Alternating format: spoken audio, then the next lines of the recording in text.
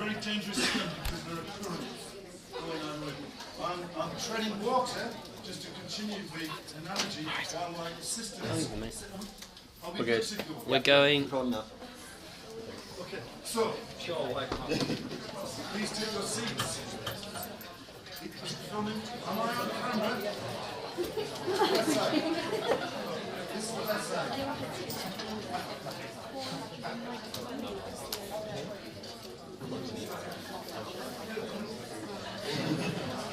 Quiet, please.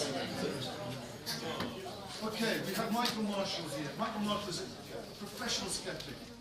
He gives this talk, or a talk very much like it, all over the world, and he has wide audiences from Sheffield to Finland. Michael has had lots of investigative pieces published in the press. He has been praised equally, though, by PR Week, the trade paper for the PR industry. I know you're going to enjoy this talk. I should just give a credit to someone who's not here, Christopher McKee.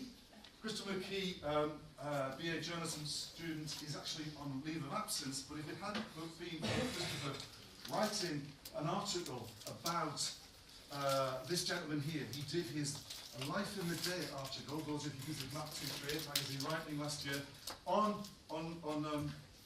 Michael Marshall, and I read this Life in the Day and was astonished, was so interested in this character, Michael Marshall, that Chris was a really good student. Of course, he put his contact details at the bottom of this essay, so I phoned up, I used them, I got in touch with Michael, and he agreed to come last year to give a talk, and it was an absolute wow. So I'm very, very confident it's going to be equally entertaining and informative this year. Remember that this material can be used, as could the material in other talks, for your essays.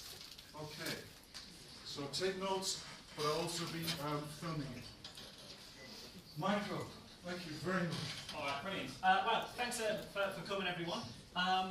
This talk, I kind of do this talk in lots of different places, and it kind of has lots of different focuses right across kind of journalism, PR, things like that. But I'm going to try and emphasise the ethics of what we see in this.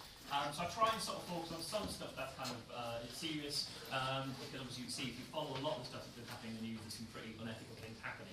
But it's probably not a normal academic lecture, so with that in mind, Jeremy Clarkson has the largest penis in show business. Which isn't my words, they're not the words of Jeremy Clarkson, it's actually this article that I found in The Sun in 2010, and this is pretty much the first article I think I read that got me thinking, how do stories end up in the news? How do people decide what stories to tell? How do we figure out what gets actually published? Because this is in a national newspaper, all about Jeremy Clarkson here having a very large penis, essentially. So if you're like me, you think, well, what's behind this story? How do they know that Jeremy Clarkson is gifted in this particular department? Was this a scientific discovery? We have anatomical experts who studied Jeremy Clarkson from a distance and figured out his height and his wingspan and figured out a ratio that correctly predicts the length of his penis. Is it that robust? Is it that evidence-based? No, definitely isn't. Was this actually some experimental thing? Did they have the population of television lined up along one wall in the lab one day with their trousers at their ankles and having some poor unlucky work experience kid with a tape measure having to do the due diligence of figuring this out? No, it wasn't that robust. How this story made not just The Sun, but The Guardian and several other newspapers was a company asked some women to guess. Here is a list of male names. Have a guess how long you think their penises are, and here are the numbers and the names they give. This is how evidence-free it was, how utterly ridiculous the story was. Yet this is published in national newspapers. That interests me a lot. Now, the thing about this is, as a slight aside, there has to be a right answer to this, I assume. Jeremy Clarkson appears to be a man. We can interpret it properly as a penis. We could probably figure out how long his penis was if we could find him, wrestle him to the ground, pull down his trousers, and prevent ourselves from gouging out our own eyeballs to take a look. We'll figure out if his penis was long or short. But until that single act of observation takes place, there is no way of knowing whether it's a long penis or a short penis. We're essentially dealing with Schrodinger's cock, is what I'm saying. But how this story actually made the news was it was an advert basically for an online dating site called fbuddy.com. And And if there's anybody in the audience who's relatively innocent, the F stands for friendly. It definitely stands for friendly.com. And it was based on the poll published by an online polling company called OnePoll, who I'll come to a lot, especially when we're talking about ethics in PR, as well as how that ethics kind of plays out in journalism. So this is kind of the starting point for me in 2010. I thought, how does this story get passed as an actual national news story? Well, it's very clearly just a fairly dodgy looking, basically advert for a company that's trying to sort of promote this particular service. And to really understand that, we have to kind of take a look about what journalism is. Because it's very easy to see the view of journalists that I'm sure lots of us would have, where you have this kind of tenacious seeker of truth, the Lois Lane type who's speaking truth to power, uncovering injustices, publishing those for international acclaim, milking a network of sources, figuring out stories, adding in facts and telling real important truths. Maybe that's what journalism used to be. Maybe you did used to be the trilby with a press card, licking a pencil and writing in a notebook. Maybe that's what journalism used to be. But it certainly isn't that now. I'm sure this is something you're familiar with from other lectures on the course so far, I imagine. Newspapers, when they used to be owned by newspaper magnates, so by captains of industry, people who weren't looking to make money out of newspapers, they were looking for the power of owning a newspaper, of being that person in society. That's when there was a bit more money knocking around in journalism to get stuff done. But then people like Rupert Murdoch started buying newspapers. So he's a businessman who was trying to run it as a business. Rupert Murdoch was very clearly part media mogul, part testicle, as that picture very amply demonstrates. They weren't running newspapers for power necessarily. I mean, yes, Murdoch, you could argue he certainly enjoyed the power of being able to propose it to the Prime Minister on any given day. But really, when he bought the newspaper, his real focus was on profit. This is also the case for Robert Maxwell, Richard Desmond, people like that. These new breeds in the last 20, 30 years of business people who own newspapers. Because they're looking to run it as a business and turn a profit, you do what any business person would do in buying a new company. You try and see where you can maximise profits. And you get rid of the bits of the business you don't think you need anymore. Why do you need to have a specialist science journalist and a specialist kind of journalist in these other kind of areas when you can have a general journalist just picking up press releases from university or departments and figuring out things themselves whilst doing other jobs, so multitasking? Why have a specialist court reporter sitting in a courtroom all day figuring out what stories that are going on there are interesting, when you can have your general journalist sat at their desk all day writing and then just send an email across to the court at the end of the day to say, tell me the stories that you thought were interesting for the day, send me the notes. So you're getting the same amount of content necessarily, but without the same level of expertise or insight, because you're focusing it through fewer and fewer people. And this, I think, has a huge effect on what happened to the news in the last 20 or 30 years. Probably even more so than Rupert Murdoch's kind of ideological control of the newspapers. I think it's his business control, the business control of people like him, that's had a huge effect. Because while you're sacking off specialist journalists and pruning off the people you don't think are necessary, the people who are left now have to pick up the slack. And that would be fine if the newspapers were getting smaller, but they're not, and then you've got online news to throw in. You've got the fact that people these days don't think journalism is something we should pay for. I mean, who here buys a newspaper regularly? I'd be surprised the hand went up, and this goes to one, exactly. I mean, I don't either, I'm just as guilty. We all think news should be free these days, so there's no money in journalism, so everything has to be constrained. And really, money just buys you time, and time is the lifeblood of journalism. It's what allows you to develop your own stories, to check your own facts, to make sure what you're printing is actually true, to do the background check. So it's this strangling of the time that I think has a huge detrimental effect on journalism.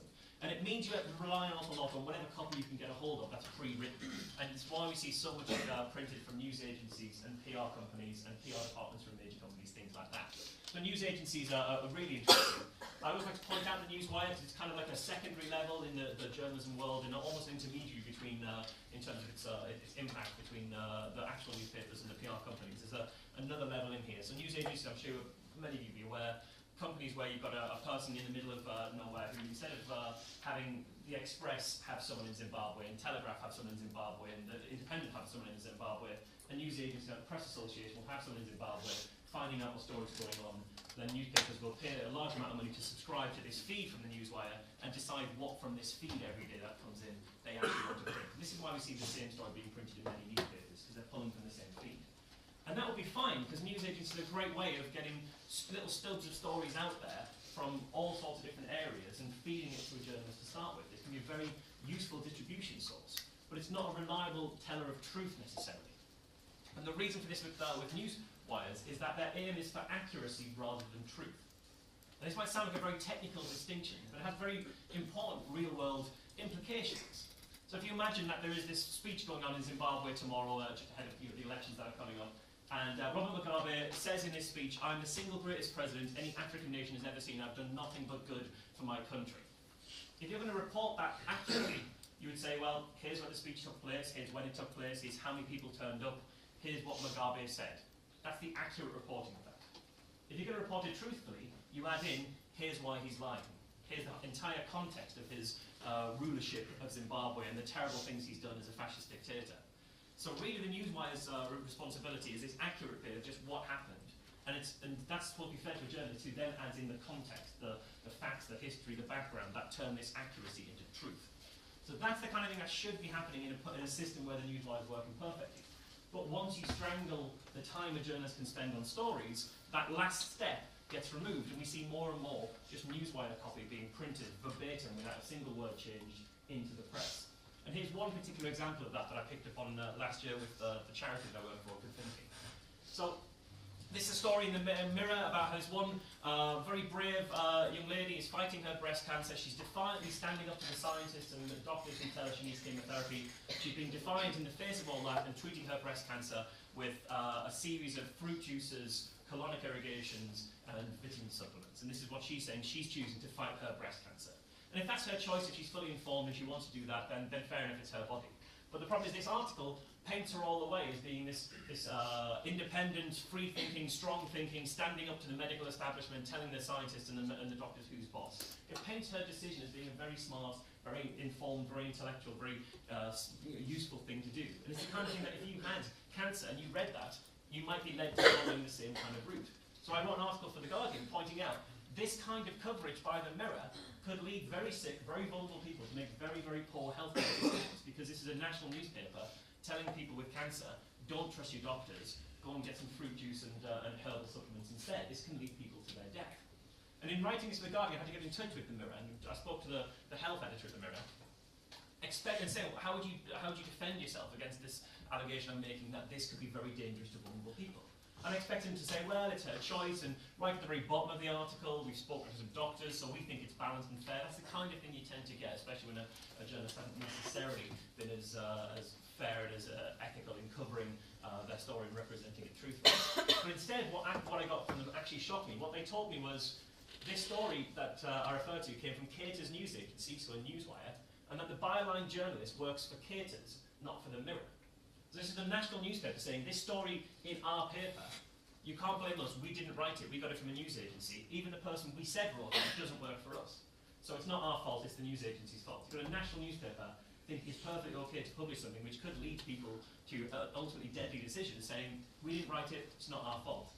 Well, anybody who buys that newspaper or goes to that website has some pretty big clues that it might be you who wrote it, because it's written on your website under a national newspaper's masthead. This doesn't look like it's coming from some unknown newswire somewhere from whatever source. It looks like it's coming from a responsible news organisation. Whatever you think of the Mirror, that's certainly kind of a reputational thing. So this really shocked me, but it shows you just how much prominence is given to newswire copy. Partly, I think, because there is this constraint that journalists are forced to write so many different stories every day, in many cases, and that workload is just too much to do a responsible job necessarily with. So you're probably already familiar with the Cardiff University 2008 study. This was the one that took a look at the 5 best quality newspapers in the country and over a fortnight, and tried to track back every story to its original source, wherever they could, just get it back as far as they possibly could. And what they found when they did that was 30% of all stories in that fortnight they looked at across the top 5 newspapers replicated news agency copy verbatim. They didn't change a single word, they just published news agency copy. Didn't do journalism, if you ask me. And a further 19% were largely dependent on agency copy. So you might take massive blocks of agency copy and then add a quote to the bottom. And if they're not really changing the original agency copy, you could argue that they're not doing their job fully responsibly by checking all of the facts in the top half. So 49% of stories in the best newspapers in this study were shown to be coming from news agency copy, which would be fine if the news agencies were utterly reliable, but they come from equally compromised sources at times. So journalists in the same study found out that journalists are writing 3 times as much copy per day as their counterparts were 20 years ago, probably 30 years ago actually, 2008 they published it. So if you're writing 3 times as many stories per day, what's going to suffer? Well, you've got no time to make sure what you're writing is actually of a high enough quality. You've got no time to find your own story, to check your own facts, to make sure what you're doing actually happened, what you're talking about actually happened the way you said, and to make sure that the sources you're drawing from aren't compromised in giving you a very skewed version of the story. You can't change or check to make sure that someone isn't manipulating you somewhere down the line.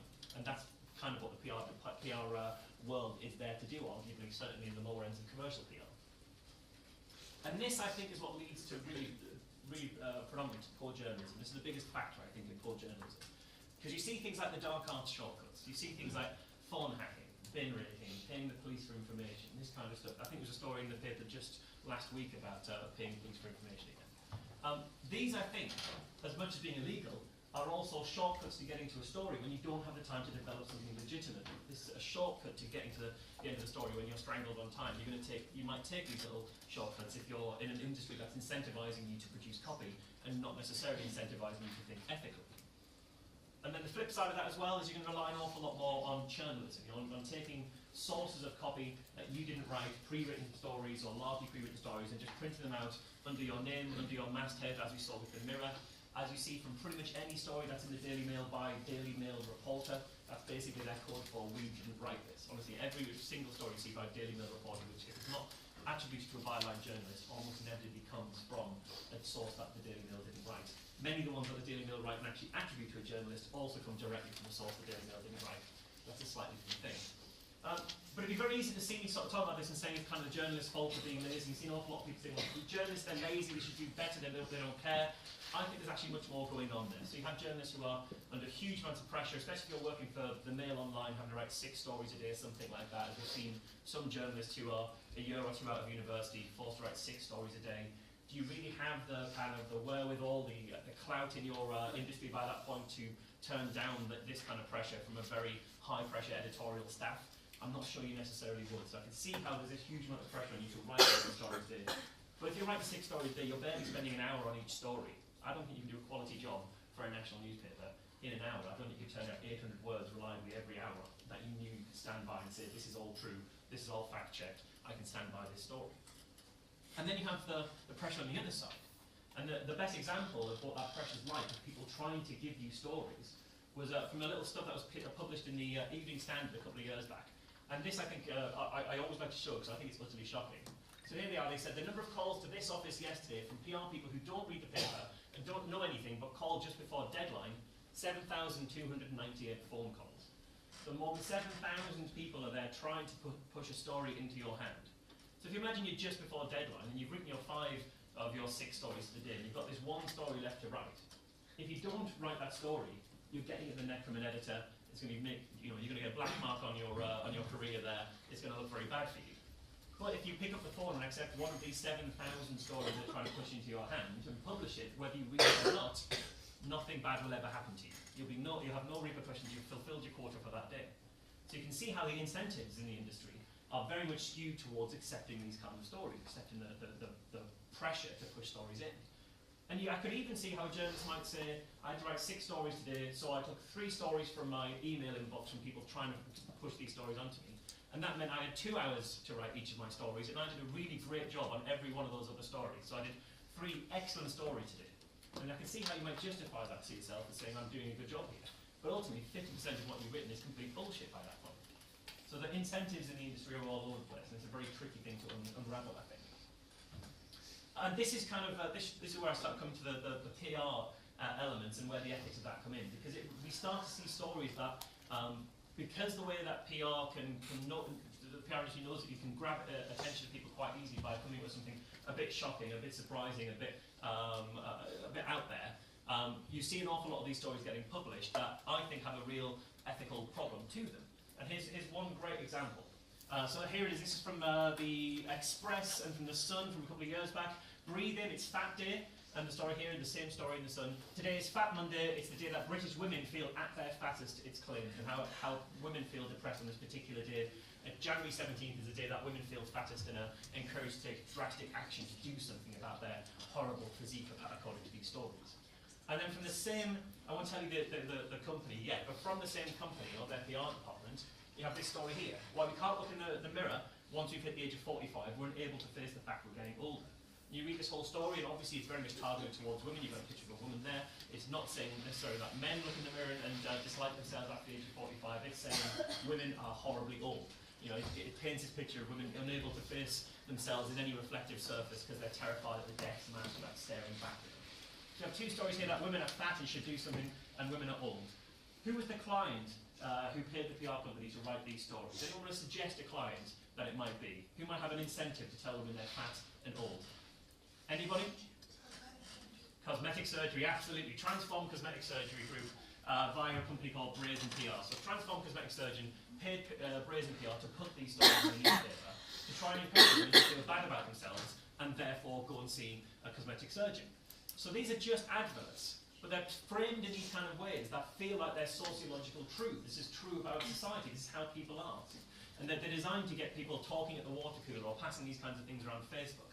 You know, these are the kind of stories that you might put on your friend's Facebook page as a laugh. Or, you know, if you're old then you might put them on to your leader. But really all they're doing is saying that women are fat and horribly old, says a plastic surgeon touting for business. That's all this is. But if this was a full-page advert in the Daily Express saying, women, we think you're fat, we're a cosmetic surgeon, you'd see that and go, God, that's terrible. How awful are these people that they put this kind of message across? You'd turn the page and never think about it again. Because it's buried in a news story, it gets a feel of truthiness to it. And it's also probably cheaper. I mean, if you think about how much it might cost to take out a full-page ad in both the Sun and the Express, and then think about how much it takes to just write, to hire a PR company to write a press release to do that and get it published in both papers, it's actually much cheaper to do the latter of those things. So it's actually, not only is it more effective, but it's more cost-effective. But if there are PR students in the audience, that isn't me saying this is how you should operate. It's how you point out that, that these are the things I think are ethically dubious. It's not just women who are the subject of ethically dubious sexist stories. I mean, it's almost overwhelmingly women, but there are occasions where we men get in the neck too.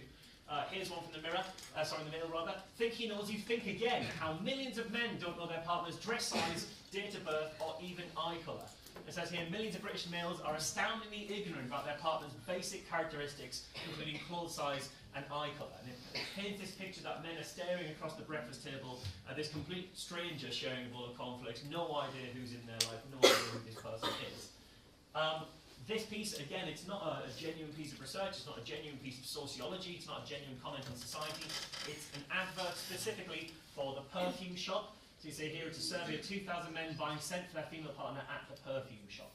And we should know it's a perfume shop because there's a nice subtle clue right there in the imagery. So why would the perfume shop want to tell men that you need to know things like your partner's favourite perfume, otherwise your relationships are going to be in jeopardy? Specifically, why would they want to tell them that on February the 9th? It's an advert ahead of Valentine's Day, nothing more than that, to make men start to question their own relationship, question whether they know these particular facts on this checklist, and go off and buy some perfume. That's literally all it's trying to do. It's trying to guilt trip and trying to get that kind of itch at the back of your brain that there might be something wrong. I don't think this is ethical stuff, and I'll come to how these surveys are conducted later, because these survey stories are probably the most prolific stories that I find in the news that are PR sourced. And they're almost certainly from incredibly compromised sources with very, very compromised ethics. But the problem is that PR is absolutely everywhere in the news, but it's also present in the newswire as well. So we know that journalists will just accept stuff from the newswire quite often. In fact, I think there was in the book Flat Earth News, which I assume is on the required reading list, because it's absolutely amazing. I genuinely think you should read it. It's what got me started in this kind of area. But in that, I think Nick Davies talked about a memo from the BBC which said, if the Press Association, so the newswire, publishes a story, assume it's true. Don't worry about fact-checking it, just get it out there, because they must have fact-checked it because they've got a good reputation. So, and this is really because, especially in the age of digital news, sometimes immediacy trumps accuracy.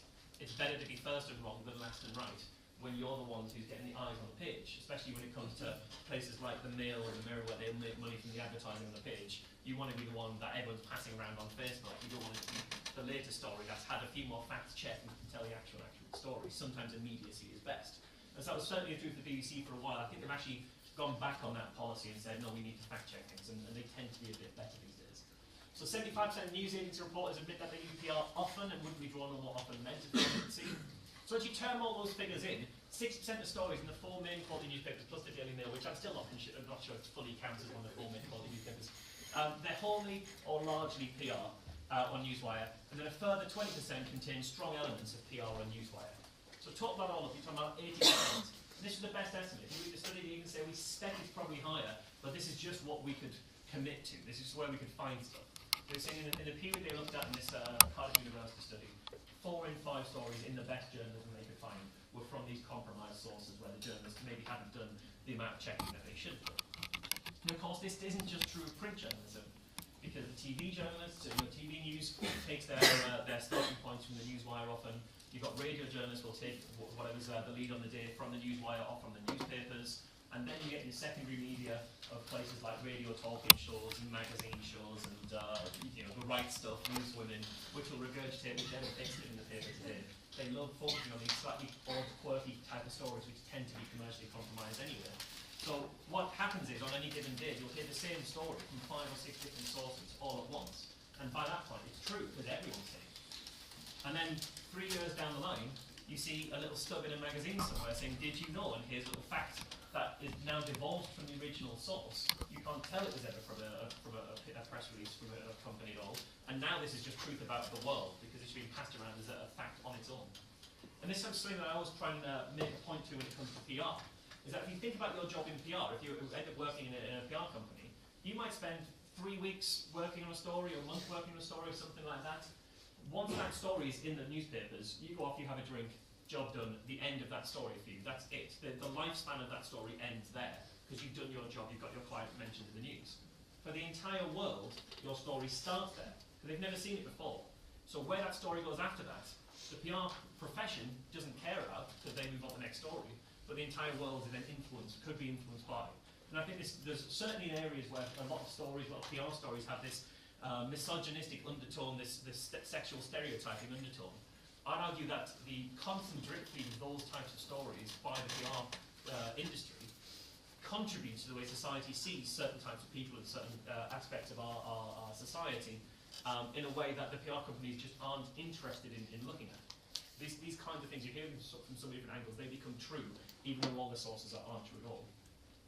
So how do you spot PR? Well, by definition, it's pretty difficult. The very best PR is very adept at covering its tracks, because the last thing you want to do is to make it clear that what's being printed in the news here is a glorified advert. So the very, very best of PR will happen in phone calls between journalists and PR people who've known themselves for a long time and just know what each other need from any given point. But once you start going down the scale of how good and how well financed the PR is, it gets easier and easier to spot. So I like to try and pick up on the lower level stuff, partly because it's easy to spot, and partly because it allows you to recognise the mechanisms by which stuff ends up published in the press, and those mechanisms are certainly true of the higher end stuff. So everything I point out in terms of how a commercial story gets published in the press, you can guarantee what those factors are still at play also for governmental PR, political PR, stuff like that, with the kind of things that people who are well financed and well connected can cover their tracks a little better. So one of the ways you can do it is through this rule of thumb, which is called the 4th paragraph rule. By and large, when it comes to commercial PR, if you see a company name mentioned in the 4th paragraph or thereabouts of an article, that's the company who paid for this article. It's not a guaranteed rule, sometimes it's 3rd, 5th, but it's around that area. And the idea is, if a newspaper just wants to take a small section of your article and just cuts from the bottom, you don't want your company name lost in that cut. So you want to be high enough up that it escapes that cut. But you can't have it in the first line, because it'll be really obvious if your story opens with "Transform cosmetic surgery says women think they feel bad about the way they look," because everyone will know this is just an advert. So the 4th paragraph's kind of the sweet spot with Goldilocks zone, really. So yeah, I'd say keep an eye out for that kind of thing, and you'll see them. I want to take you through a couple of different examples of PR. There's a couple of archetypes I'd like to sort of focus on, and because they're just kind of good examples of how things get published. The Zany Boffin formula is a great one. These are really prolific stories. It's the scientists discovered the formula for the perfect blank. And you'll see these in the newspapers all the time. They're roughly kind of one a week, something like that. I think there's one published every week or every fortnight during last year. I checked recently for a talk I was giving. So here's one that I quite like. Scientists discovered the formula for the perfect pint. We know this guy's a scientist because he's got a white coat on. He's also got half a head on his desk, and he's got a conical flask filled with cloudy piss, so he's definitely a scientist. We also have the version in the mail here. Scientists have got the formula for perfect pint for ale, and there's no following it once you've had a few. Could be tricky. And you see in the Sun is talking about boffins, and they've supped more than 1,000 drinks along the way. So we get this idea that there's some scientist out there who's drank 1,000 different drinks and figured out exactly what makes a pint perfect. But there's no science going on here. There's no scientist legitimately been involved in any research here. This is a press release put out by a brewing company to advertise the fact they've got a chain of pubs and they like the way that they think about how their pubs are as an environment. In fact, here's the original press release, which is pretty much identical to the Mail's version. The Mail just picked the copy verbatim pretty much. So Taylor Walker Breweries, They're just trying to point out that if you come to one of our pubs, we think about the environment you're in, we try and make it nice. It's all they're really trying to say with this whole science story. And so here's a very complicated scientific formula, but always when you see these scientific formulas and these PR stories, they fall apart the moment you start looking at them, looking at the variables here. So you've got T, which is the temperature of the room.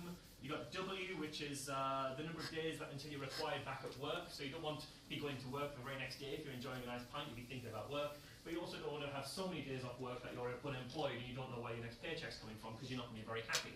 So there's a Goldilocks zone somewhere between the two where it's the optimal number of days off work.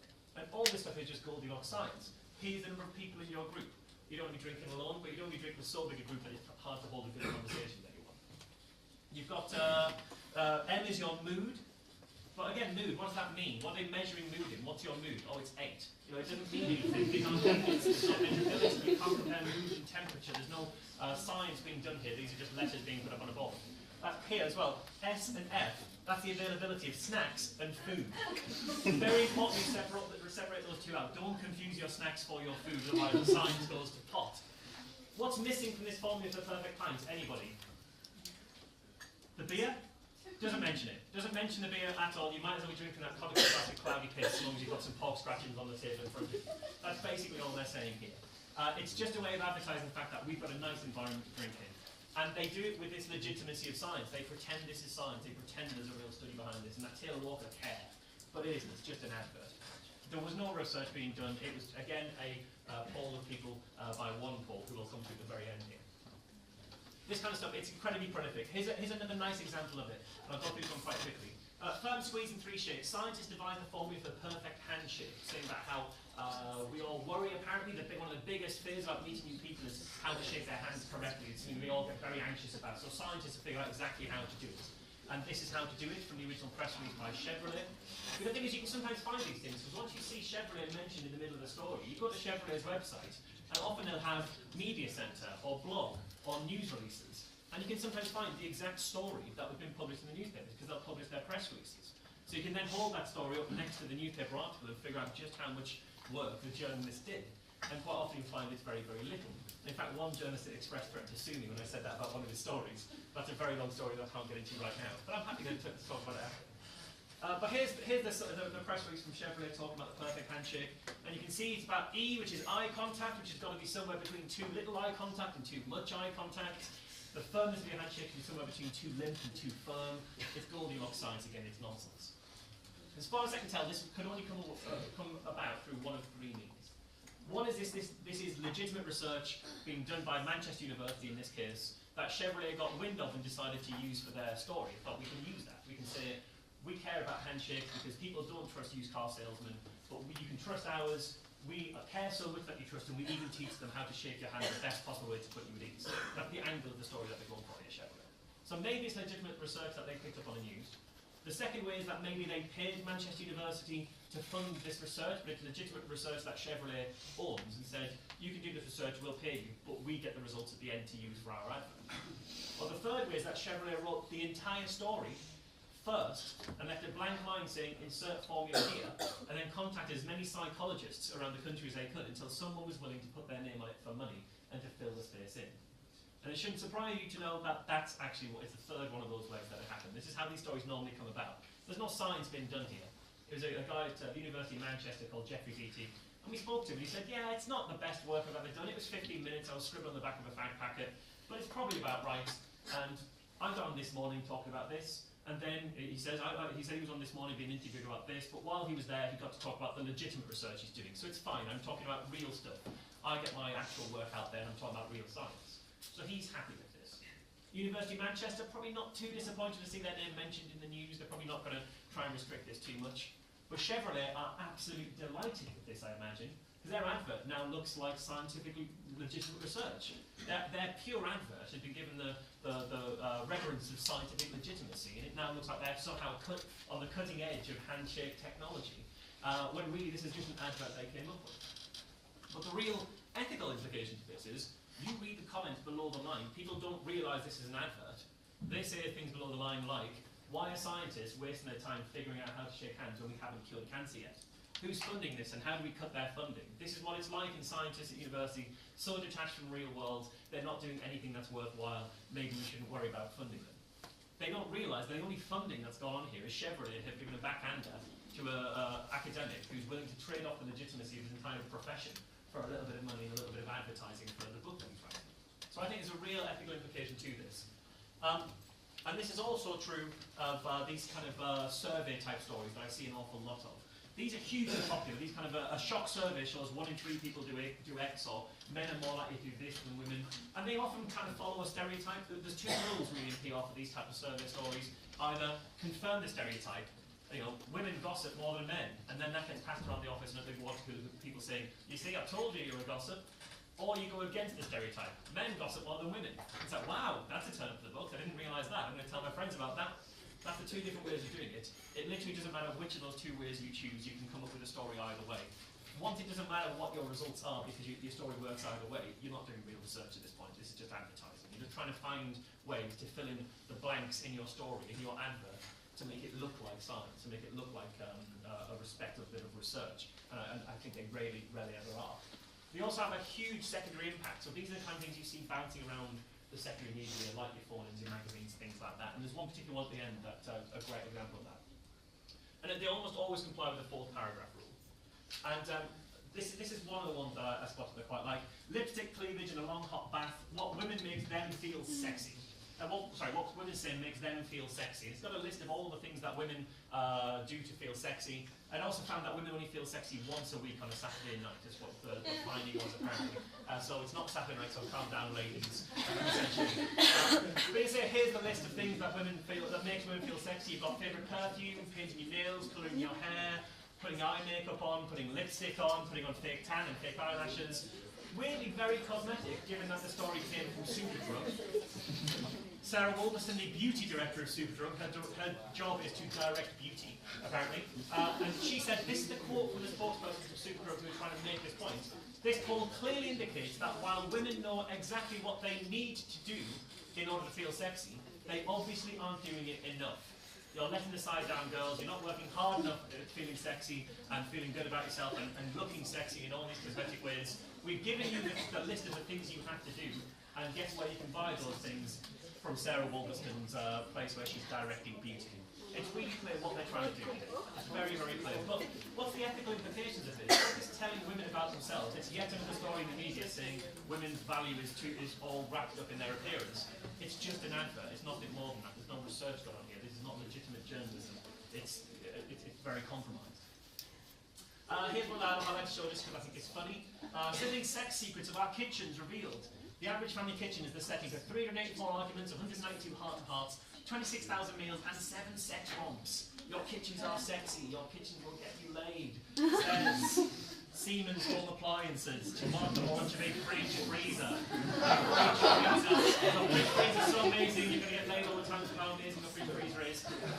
I would argue, if your company name is Siemens, don't use sex stories to tell you what it's just a bad relationship. Now it starts to get very dubious. These are probably some of the most ethically dubious stories I've ever seen in the news. But once you're really tracking the stories of the news, you start to spot these patterns and you can start to put together weird and interesting stories. So I went through a period of reading every headline that was published in the newspapers through an RSS feed. So they just delivered every story in all the national newspapers. And every day I would go through them all and just look for the ones that had a scent of PR about them. And after a while you start to spot the kinds of things that could be PR. And I start to spot stories like this. So you've got on the left there, on the far right rather, Sun, Sea and Sex. More than 40% of women under the age of 30 admit to having a one-night stand on holiday.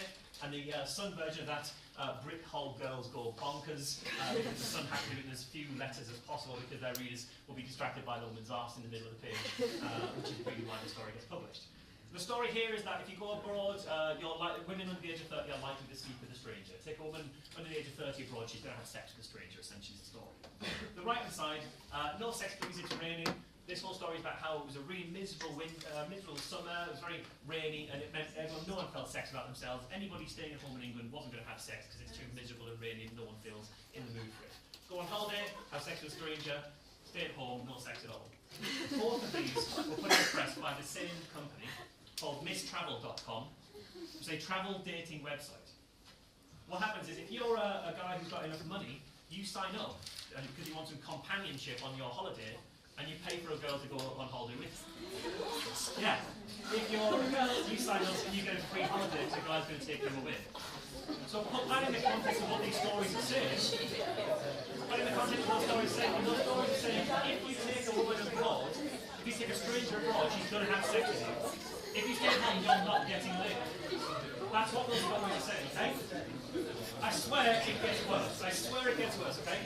This is only one of the companies run by the same guy. Okay, he also runs the company whatsyourprice.com, which is a dating auction site, where men who've got lots of money get to bid on the girl they want to take out, and the one who bids the most gets to keep her, basically. Okay? And then you've got seekingarrangement.com, which is a sugar daddy dating website, where men who've got money are paired up with girls who want money, basically. Pretty obvious what's going on here. Now, you can have all sorts of kind of ethical conversations about prostitution, and it's not the place for it. But certainly hiding these prostitution-based businesses behind stories about how we all just go on holiday and how we all feel, there's a level of obfuscation, deceit going on there, which I think is very irresponsible. They're all from this one guy called Brendan Wade. So I recognise that name because I'm going through all these newspapers every day. I'm going through all the headlines every day. I recognise the names of these businesses. So I went back over the course of a full year to look for every time these businesses were mentioned anywhere in the UK press, either these businesses or Brendan Wade. And this is what I found of the coverage in 2012. All from these different companies, all from this one guy with his suite of borderline prostitution websites. And not all of them to do with sex, not all of them to do with relationships, not all of them to do with being a student, being a sugar daddy. It's all sorts of different things. But what I found is, in total, 49 stories in 11 months in the British press from these very, very dodgy sources. 30 in the Daily Mail alone, which is more than one every fortnight during 2012. Now what's astonishing about that, really, or deeply ironic at least, is 2012 was the year that the Daily Mail ran a very high-profile anti-pornography campaign with the Fight Back for Decency Start Here in a newspaper that published 30 adverts for prostitution websites in the course of 11 months. The thing is, I don't think they have any clue they published any of those things as adverts.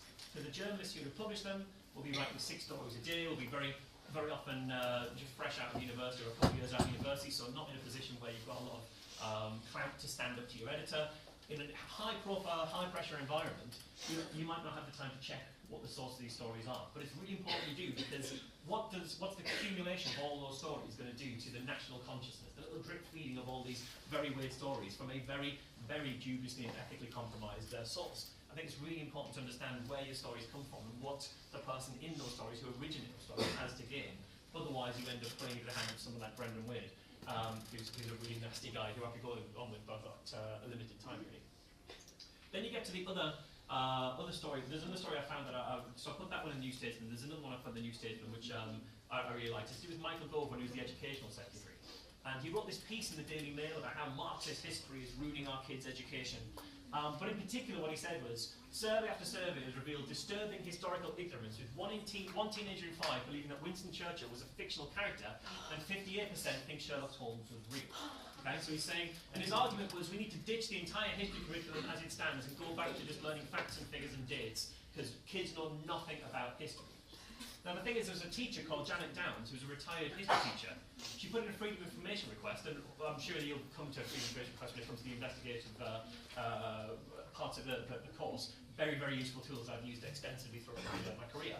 But she put in an FOI to say, you've said survey after survey.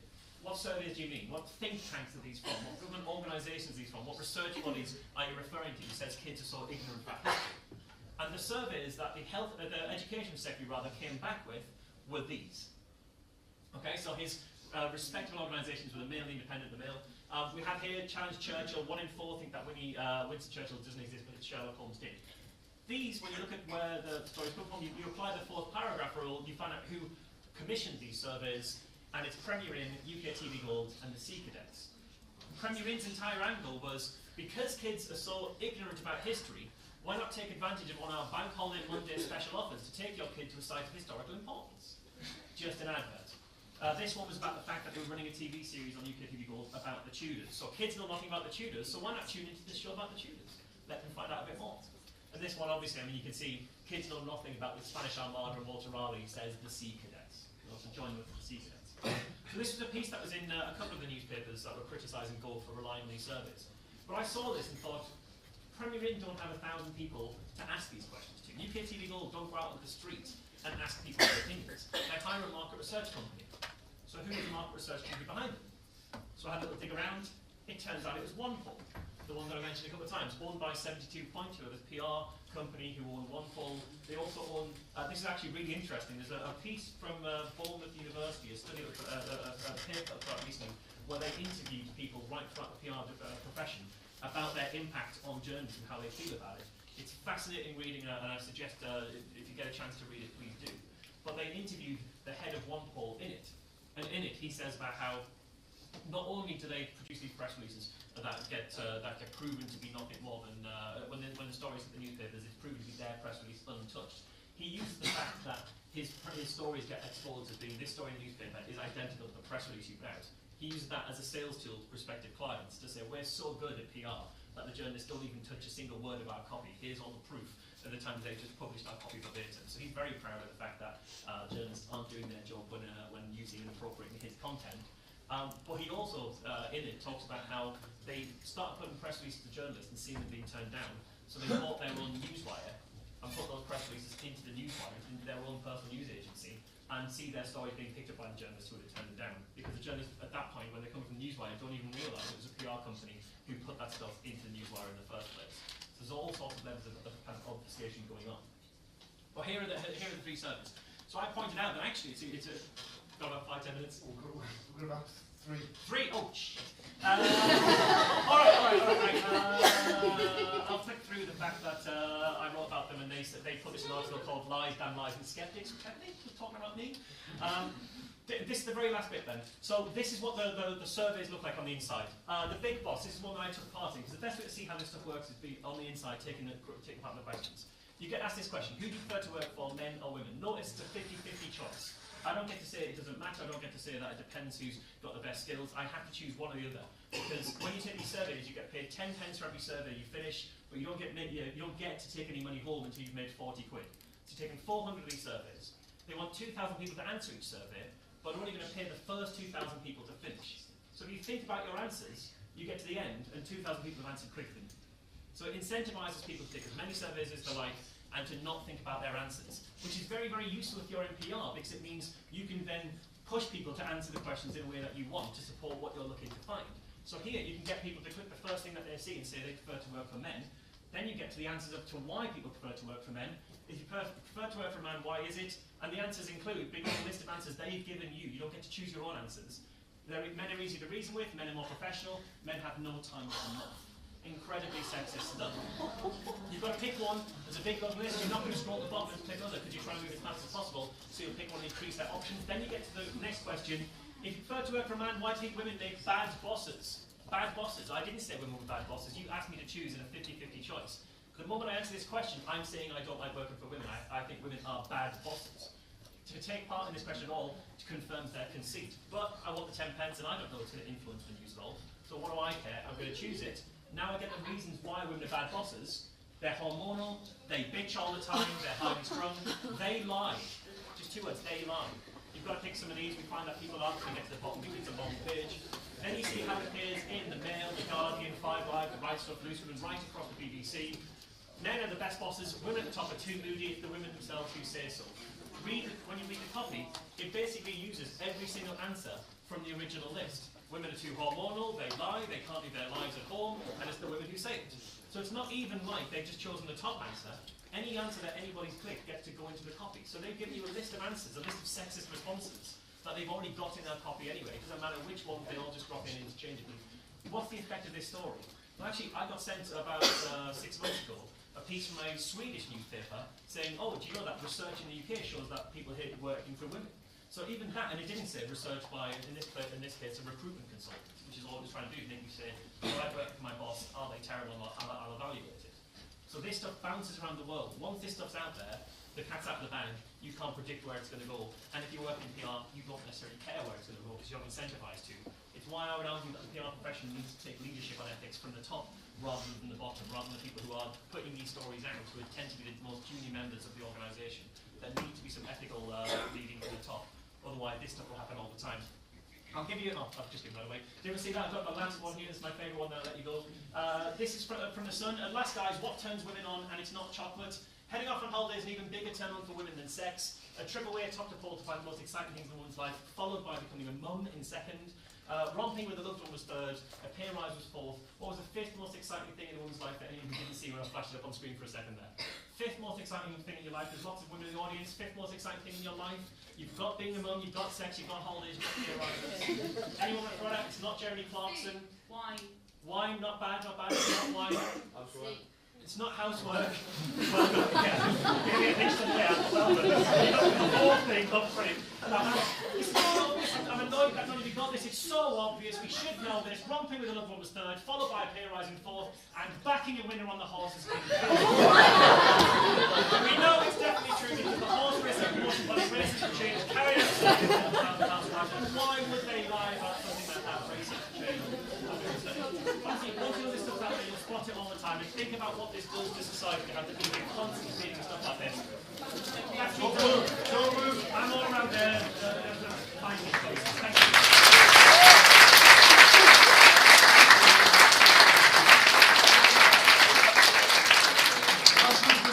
How good was that?